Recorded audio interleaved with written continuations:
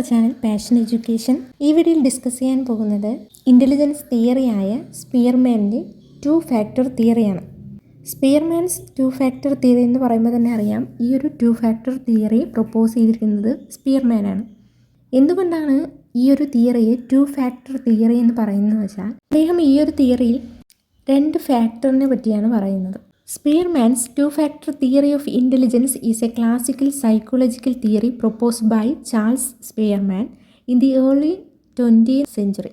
അതായത് 1904-ൽ Charles Spearman propose ചെയ്ത ഒരു ക്ലാസിക്കൽ സൈക്കോളജിക്കൽ തിയറിയാണ് 2-factor തിയറി എന്ന് പറയുന്നത്.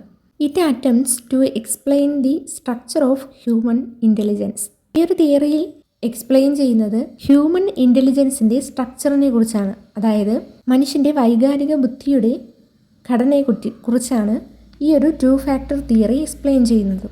ഈ ഒരു 2 ഫാക്ടർ തിയറിയിൽ 2 ഫാക്ടറുകളാണ് പ്രധാനമായിട്ടും അദ്ദേഹം എക്സ്പ്ലെയിൻ ചെയ്യുന്നത്. ഒന്ന് പറയുന്നത് ജി ഫാക്ടർ, ജനറൽ ഫാക്ടറും, എസ് എന്ന് പറയുന്നത് സ്പെസിഫിക് ഫാക്ടറും. ഫസ്റ്റ് എന്താണ് ഈ ഒരു ജനറൽ ഇൻ്റലിജൻസ് അല്ലെങ്കിൽ ജി ഫാക്ടർ എന്നതുകൊണ്ട് ഉദ്ദേശിക്കുന്നത് എന്ന് നോക്കാം.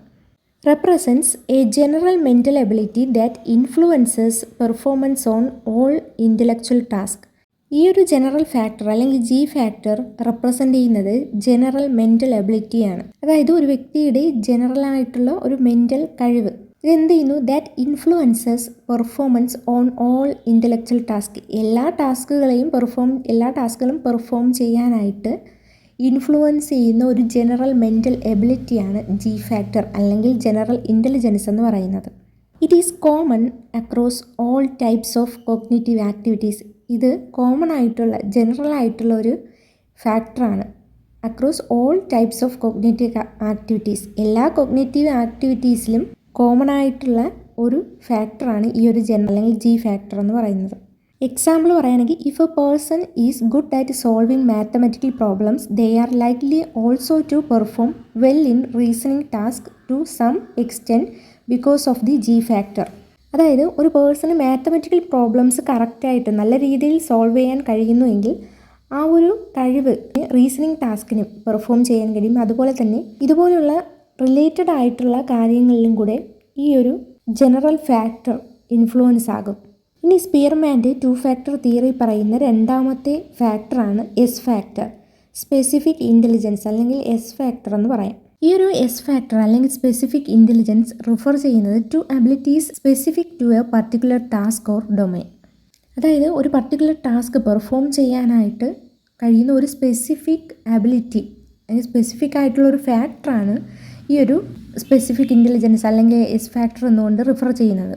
It varies from one task to another and is unique to each type of mental activity. അതായത് ഇത് ഒരു ടാസ്കിൽ നിന്ന് മറ്റൊരു ടാസ്കിലേക്ക് വ്യത്യാസമായിരിക്കും ഈ ഒരു സ്പെസിഫിക് ഫാക്ടർ അല്ലെങ്കിൽ എസ് ഫാക്ടർ എന്ന് പറയുന്നത്. അതുപോലെ തന്നെ ഓരോ മെൻ്റൽ ആക്ടിവിറ്റിക്കും അനുസരിച്ചായിരിക്കും, ഡിപ്പെൻഡ് ചെയ്തായിരിക്കും ഈ ഒരു എസ് ഫാക്ടർ ഉണ്ടാവുക. അതുകൊണ്ട് തന്നെ ഇതൊരു unique to each type of mental activity. ഒരു എക്സാമ്പിൾ പറയുന്നുണ്ട്, someone may have excellent musical skills but may not perform equally well in logical reasoning. ഒരു വ്യക്തിക്ക് മ്യൂസിക്കൽ സ്കിൽസിൽ കഴിവുണ്ടായിരിക്കാം. അതായത് എസ് ഫാക്ടർ എന്ന് പറയുന്നത് മ്യൂസിക്കാണ്. ആ വ്യക്തിക്ക് എന്ത് ചെയ്യാൻ കഴിയില്ല? ലോജിക്കൽ റീസണിങ് അതേപോലെ സെയിം മ്യൂസിക്കൽ സ്കിൽസ് ചെയ്യുന്നത് പോലെ തന്നെ സെയിം ആയിട്ട് ഈ ഒരു ലോജിക്കൽ റീസണിങ് ചെയ്യാനായിട്ട് കഴിയില്ല.